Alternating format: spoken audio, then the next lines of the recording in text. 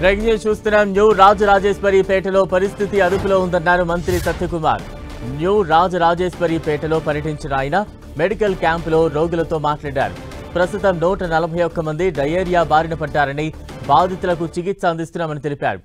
ఇక అందరికీ చికిత్స చేస్తున్నామన్న ఆయన బయటి నుంచి మినరల్ వాటర్ను సరఫరా చేస్తున్నట్టు తెలిపారు. అన్ని శాఖల అధికారులు సమన్వయంతో పనిచేస్తున్నారని, ఇంటింటికి వెళ్లి మందులు, ఓఆర్ఎస్ ప్యాకెట్లు ఇస్తున్నట్లు చెప్పారు.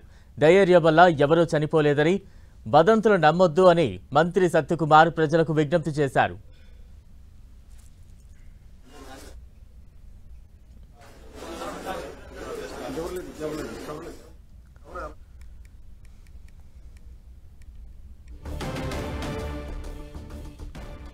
న్యూ రాజరాజేశ్వరిపేటలో పరిస్థితి అదుపులో ఉందన్నారు మంత్రి సత్యకుమార్. న్యూ రాజరాజేశ్వరిపేటలో పర్యటించిన ఆయన మెడికల్ క్యాంపులో రోగులతో మాట్లాడారు. ప్రస్తుతం 141 మంది డయేరియా బారిన పడ్డారని, బాధితులకు చికిత్స అందిస్తున్నామని తెలిపారు. ఇక అందరికీ చికిత్స చేస్తున్నామన్న ఆయన బయటి నుంచి మినరల్ వాటర్ను సరఫరా చేస్తున్నట్టు తెలిపారు. అన్ని శాఖల అధికారులు సమన్వయంతో పనిచేస్తున్నారని, ఇంటింటికి వెళ్లి మందులు, ఓఆర్ఎస్ ప్యాకెట్లు ఇస్తున్నట్లు చెప్పారు.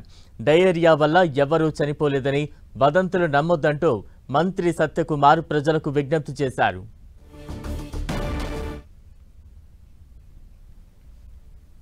గతంలో మొదట్లో 20 నుంచి 30 డయేరియల్ ఎపిసోడ్స్ వస్తూ ఉంటే ప్రభుత్వం తీసుకుంటున్న చర్యల కారణంగా వైద్య శాఖ సిబ్బంది కానీ, జిల్లా యంత్రాంగం తీసుకున్న చర్యల కారణంగా తగ్గుముఖం పడతా ఉంది. ఇవాళకి కూడా కొన్ని కేసులు వస్తున్నాయి. ఇవాళ కూడా ఆ పేషెంట్తో మాట్లాడితే నిన్నటి నుంచి 3 ఎపిసోడ్లు, 4 ఎపిసోడ్లు ఈ రకంగా వస్తున్నాయని చెప్పడం జరిగింది. అయితే గత 4 రోజులుగా హౌస్ టు హౌస్ సర్వేలెన్స్ చేయడం, ప్రజల్లో అవగాహన కలిగించే ప్రయత్నం చేయడం, అదేవిధంగా ప్రతి ఇంటికి కూడా డాక్సీ దగ్గర నుంచి ఓఆర్ఎస్లు ఇవ్వడం, అంటే ప్రివెంటివ్ మెజర్స్ కూడా తీసుకోవడం జరుగుతూ ఉంది. ఇంటింటి వీధులలో చాటింపు వేయడం వల్ల ఇక్కడ ఒక క్యాంప్ నడుస్తున్న విషయం కూడా ప్రజలకు తెలియడం, మొదట్లోనే కాస్త కడుపు నొప్పి లేదా 1-2 విరేచనాలు, వాంతులు వస్తే వెంటనే ఆసుపత్రికి వస్తున్నారు.